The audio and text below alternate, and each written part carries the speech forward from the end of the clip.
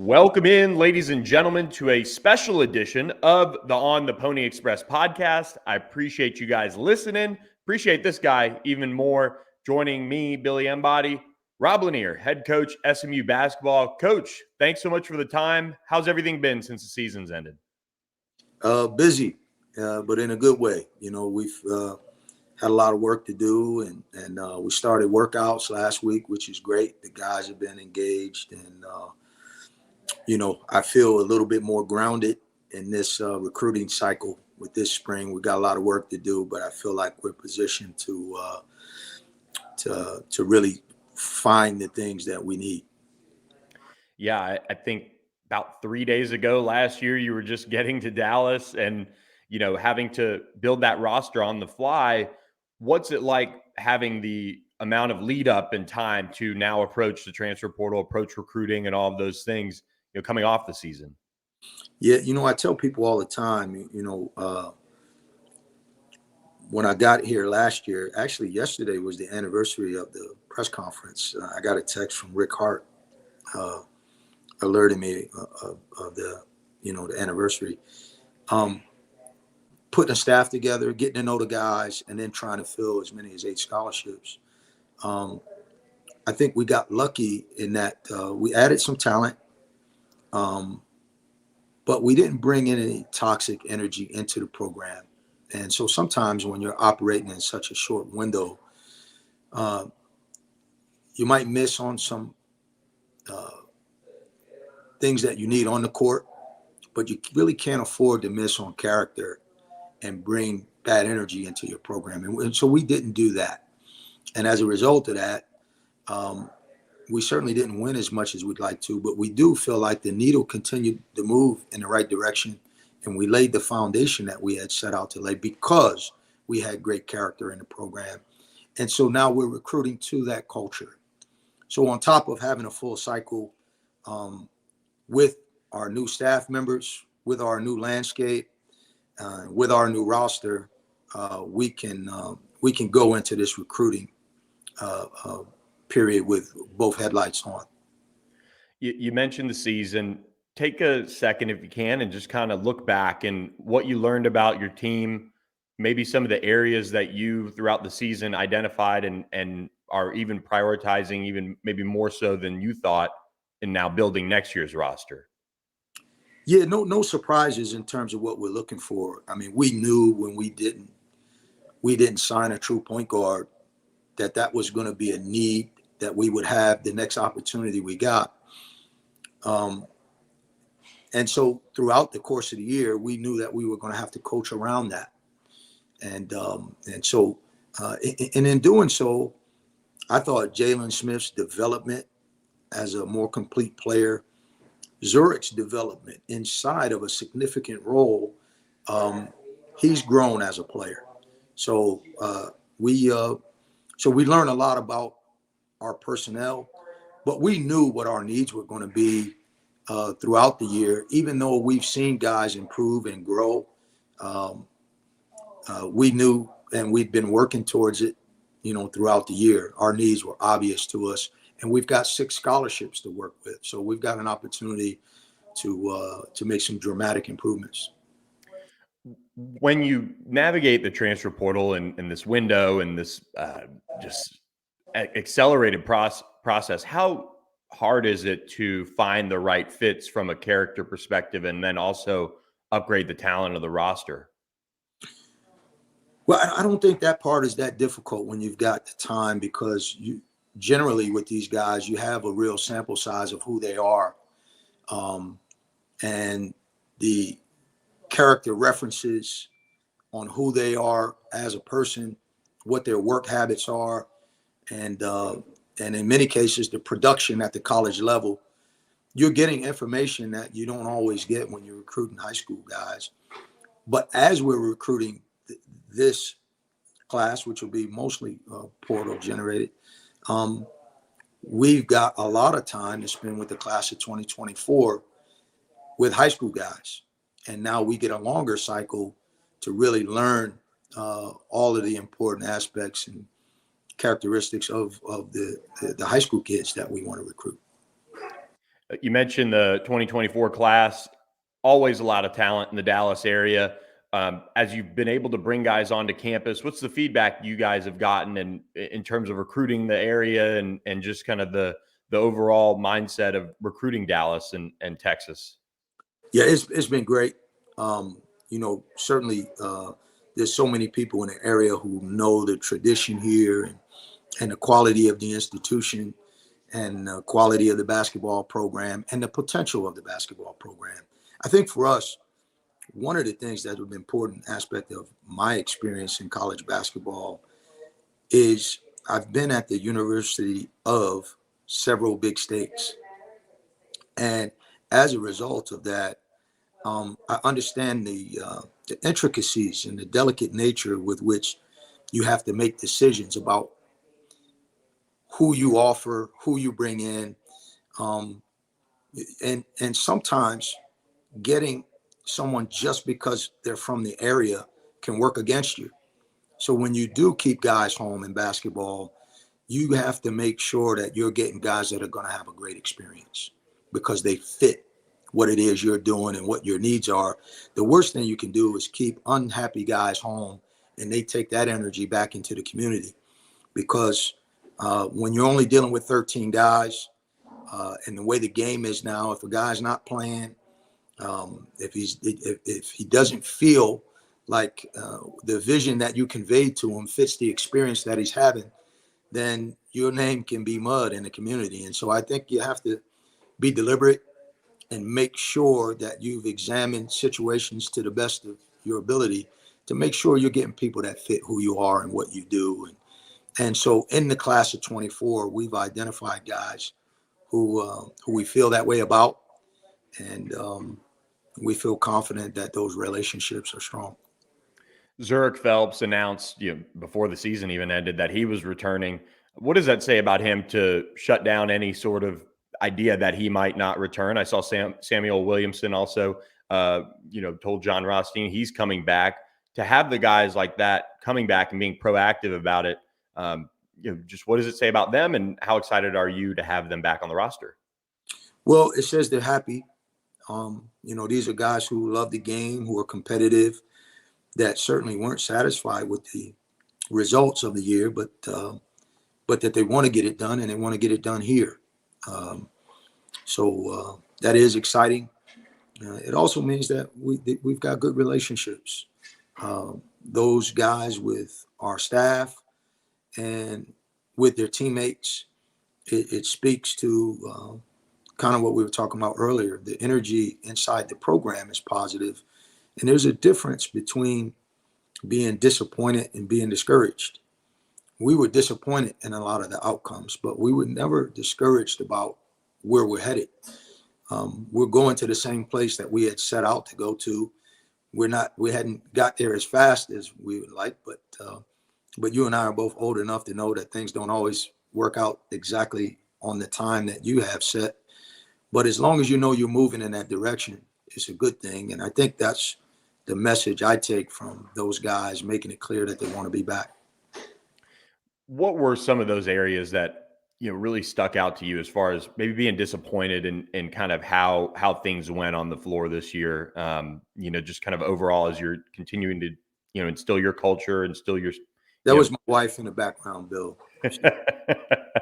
Well, tell her hello for us.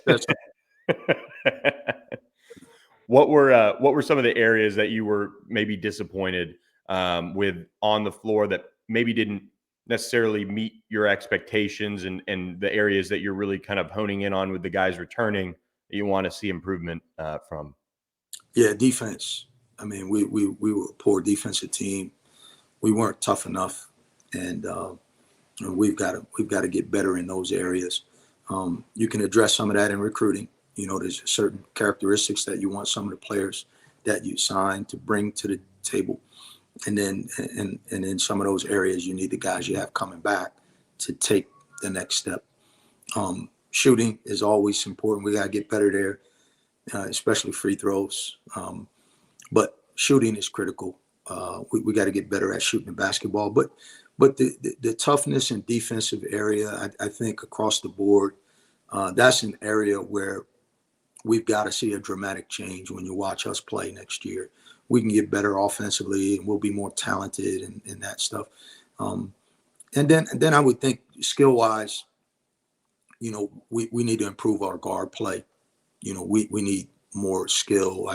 I got spoiled before I got here, having three ball handling, decision making guards that were all double digit guys, and now between Zurich and Jalen, I think we'll be improved in that area. And then we need to add to the backcourt. I want to have a deep, talented, skilled group of guards.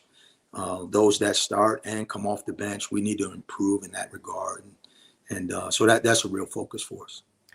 You mentioned bringing in more talent at the guard position. You've had some guys on campus. I know you can't talk about them. What do you identify as key traits that you want to see out of your guards when it comes to what they can bring to your team? Well, some of it is a feeling. I played the point.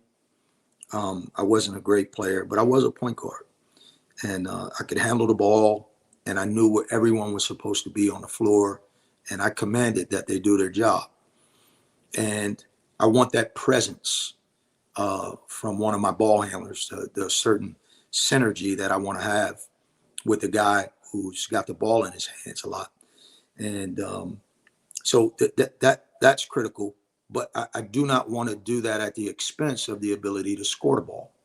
I want all the perimeter guys out there to be a threat and to play with aggression, and to be able to do that in harmony with other guys.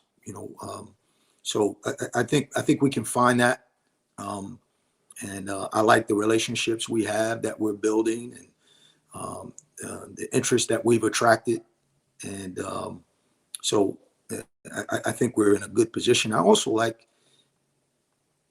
think it should be noted, because we're talking about Jalen and Sam and Zurich. Those guys' interest in recruiting has really been interesting to me. The active role that they want to play. And it's neat, because one of the things I say in recruiting when I'm talking to prospects is, I'm not going to say anything to you in your home that I wouldn't feel comfortable saying in front of my team. So if I'm telling you you're going to have a chance to come in and start, then I should be able to stand up in front of the group and say that in front of the group, that this guy who's on a visit, I'm expecting him to come in and have a chance to start. And so I'm willing to communicate in that way. And the interest, again, that Zurich and Sam and Jalen, they want to be involved in recruiting because they want to win. And they trust us enough to know that we're bringing guys to the table that can help us move forward. But no one's coming in to save us. Our current group of guys have to get better, and the new guys have to come in and join them and help us. But we're not looking for any saviors. That is an encouraging sign. What did you see from your team on the floor that you were encouraged by in a big way this year on the court? What did you see that encouraged you? Well, you heard this because you've been in the post games. There's a connectedness that we developed over the course of the year that was really encouraging, because, I mean, some of the disappointments that stick out, at Hawaii in the championship game, that shot that went in, the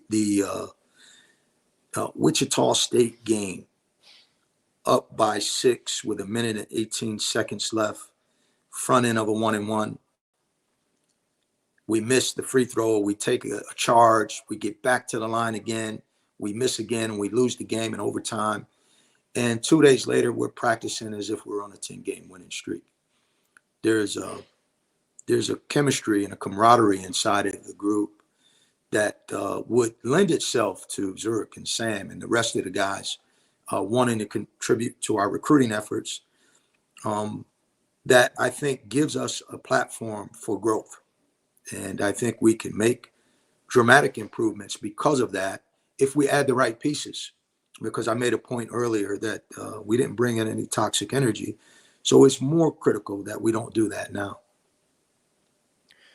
In the front court, you lose Fa, you lose Frank. I mean, two vets who've been around a lot of college basketball. Some of your returners, Mo, Keon. What are you excited about with those guys, and what's some of your thoughts on bringing in more talent in the front court as well? Yeah, I'm encouraged about the guys that we're involved with, but I'm also encouraged by those guys that you mentioned, along with Xavier and the way he's worked this off season, because this will be his first off season. He this time last year he was just getting a screw removed from his foot, and he wasn't allowed to do anything until September, and he was just behind as it relates to college basketball. He really hasn't played very much at all. He learned a little bit going through the year, but I think this offseason is going to be a big period of growth for him. Mo had a stretch of about 3 weeks where I thought he was going to be our starting 5-man. And he hurt his foot. He was out for 10, 12 days. And when he came back, he got sick and had to miss more time. And he never quite recovered. And during the time when he was trying to recover and get back into the space that he had entered when he was practicing so well, FA had really taken command of the 5 spot, and Keon had started to give us some quality minutes. And so when you saw us against Cincinnati, you saw some glimpses of what Mo was doing before he hurt his foot during the year. And Keon had some flashes throughout the year that shows what he's capable of doing. And those guys are hard workers. So I really expect dramatic improvement from both of them. And then we're going to bring somebody in that's going to challenge them both, which should elevate their growth even more. You mentioned Xavier. He is one of those guys as a 7-footer and so talented as he is. What was his demeanor like throughout this process? I'm sure it was difficult to go through, and obviously he's just been through a lot the last couple of years. Yeah, you know what? With everything he's experienced, I think it was great for him to feel like he was a part of something, that people cared about him, that he really felt like he was a part of the team. And if you watched our bench, you saw, as talented as he is, because he might be the most talented guy in the program, but he's a good teammate, and he was really pulling for his teammates. He was animated over there. He was never pouting or sulking about his role. He's a unique individual with a unique personality. And in our program, I think he finally feels he's in a place where he's allowed to be himself. He wants to fix cars. He's got some unique interests. He's got a unique personality, and he's not being judged. He's a good young man who's got a lot of growing up to do. And we like that challenge because we love him. And so as a result, I think he's in a space now where he can really dive into basketball and explore the possibilities that his talent suggests he could have. And I think he's in a good part of his journey. With SMU, the university, there's a lot of buzz around maybe what might happen in the future with it. And I'm not going to ask you about that as far as where you guys play your college basketball games. But with that buzz, what is it like recruiting to SMU? There's, a good bit of, NIL potential and involvement with the university, it seems like, as well. I mean, what is the whole package like when you're selling it to some of these guys to come in? Yeah, the commitment is there.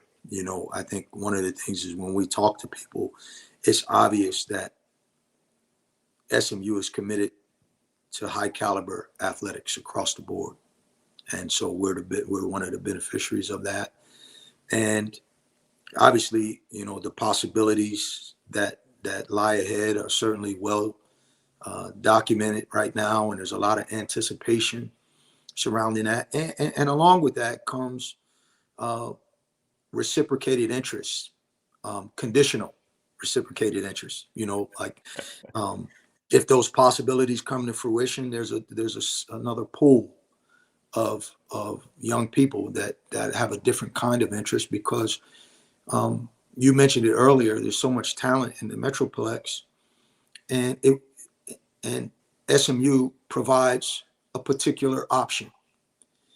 And should things change, that option it becomes another type of option that, I could stay home and still get to do this is intriguing for some people. So, and at the same time, without that option, there's enough interest to still fulfill the goals that we have for the program.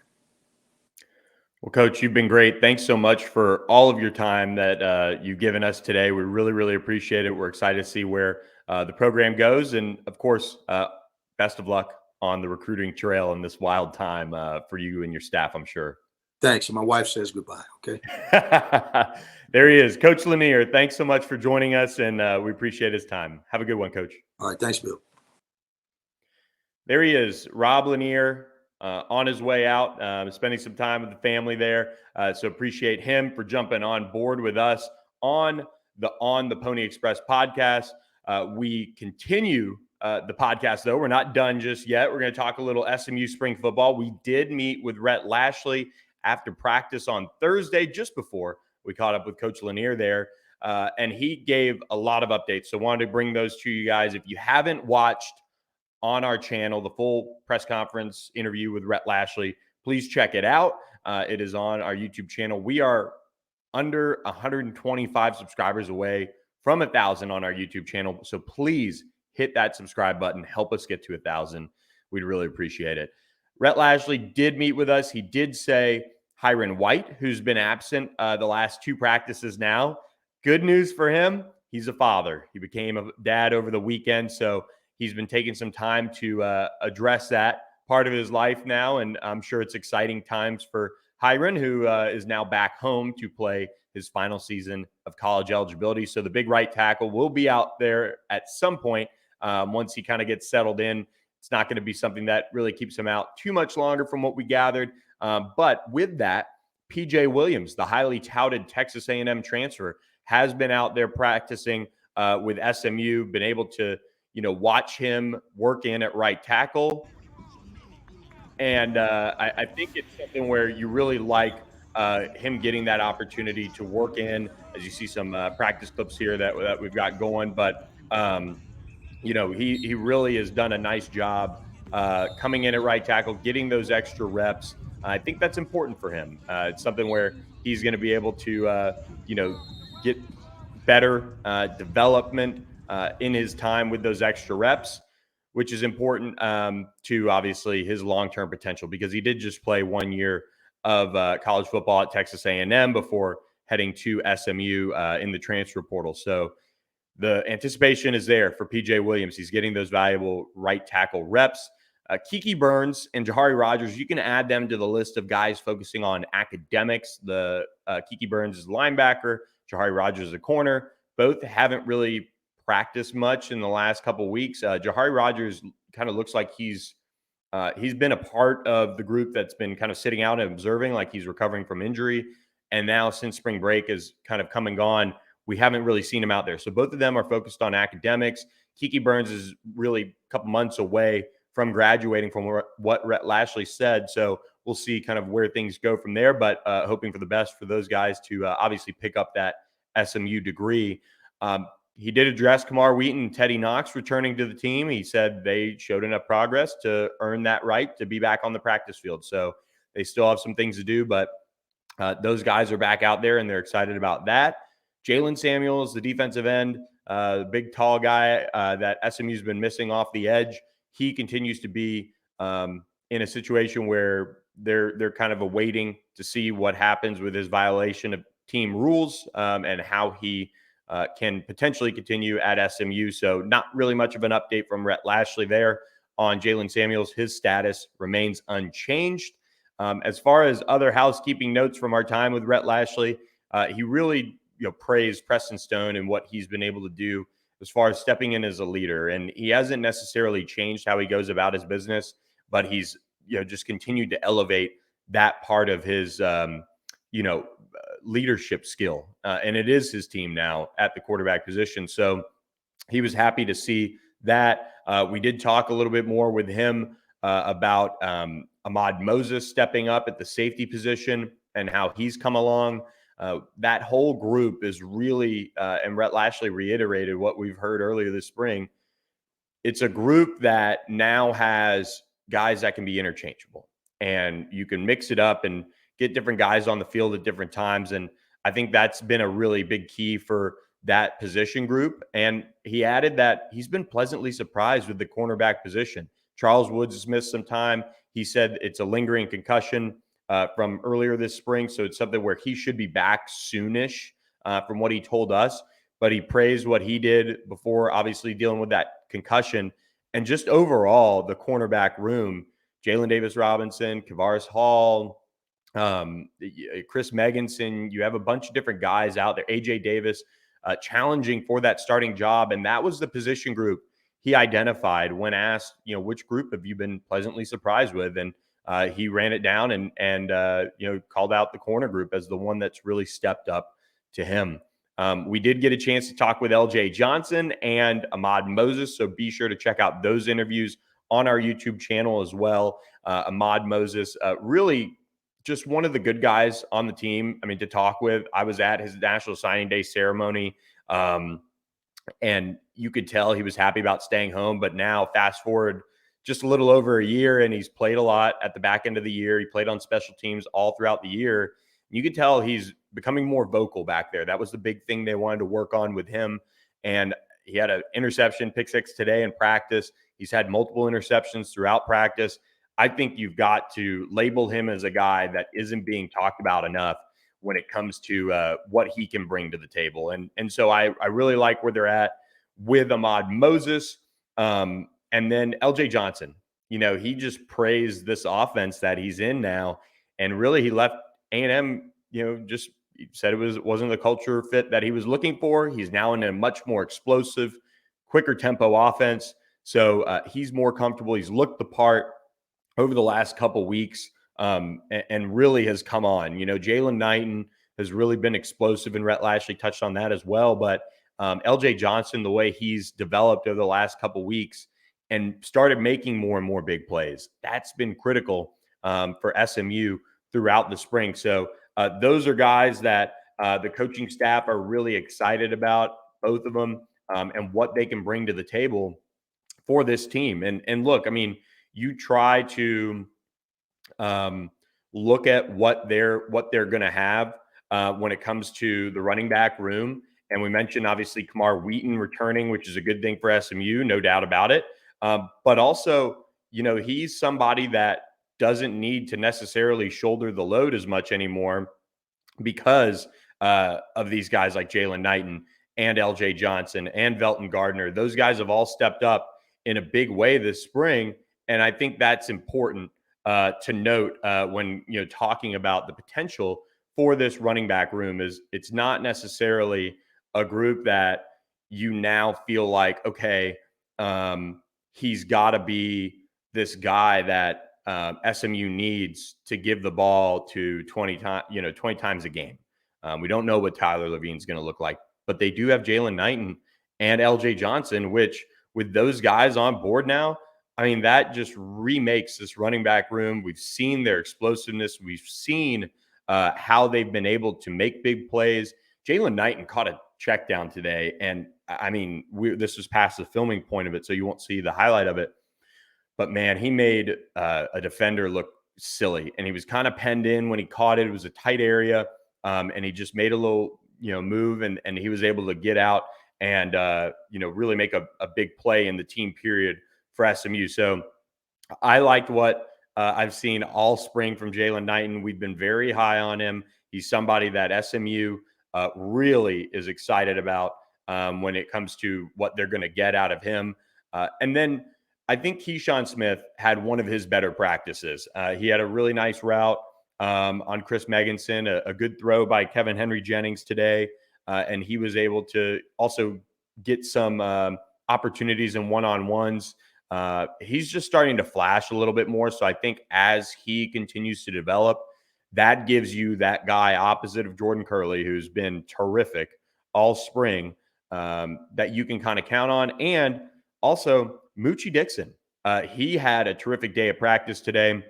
He was able to haul in a nice deep ball from Preston Stone at the end of practice, towards the end of practice. And he's been able to start really making some plays more and more. As you see some of the practice film we've got rolling here, you should see a highlight reel catch here in a second by Keyshawn Smith. The practice highlights are up on our YouTube page. A lot more of that on there that you can check out on our YouTube channel. But there's the catch right there. They're saying it's out of bounds, but kind of the lines get a little blurred there on SMU's practice field at times. But look, I think when you look at this wide receiver room, you've got to like what you've seen so far. They have the talent, they have the athleticism. I think top to bottom, it's a more athletic group. And so really been impressed with the wide receivers in spring practice. Couple other notes. Chris Adamora had a nice pass breakup in practice, and I think he's among those guys that you've got to continue to look at the linebacker room and say, all right, he's starting to show why they moved him down to linebacker. Jaquandis Burns, he had an interception on Tuesday.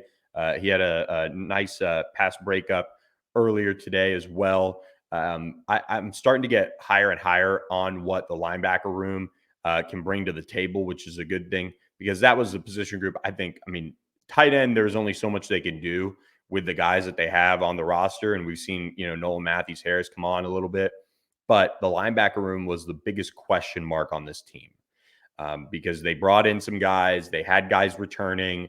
And the question was, how quickly can Ahmad Walker get reacclimated? Alex Kilgore, what would he look like as a freshman? Chris Adamora, how would he look with the position change? Jaquandis Burns, how would you be as maybe more of a guy that needs to step up and lead that group? I've been impressed with the linebackers and continue to be impressed by them. So that is about it on some of the SMU practice takeaways. I will add, SMU had a trio of big-time targets on campus. Be sure to subscribe to ontheponyexpress.com, just $10 a month. Jump on board. You get all the recruiting info. There's been a lot of that lately, as well as practice reports, insider details, all of those things. So be sure to check out ontheponyexpress.com and subscribe. We appreciate all you guys who have already done that, as well as those who have clicked subscribe to our YouTube channel. If you can't subscribe to the site, at least hit that subscribe button on the YouTube channel. So with that, going to wrap up this edition of the podcast. Hope you guys enjoy it. Hope you guys enjoyed the interview with Rob Lanier. Got some other interviews in the works as well for the future. Starting to plan out some of our content after spring ball ends. So excited about that. Lots and lots to come on the Pony Express podcast. So appreciate all you guys for listening. Have a great weekend and enjoy it. We will catch you guys next time. Thanks for listening.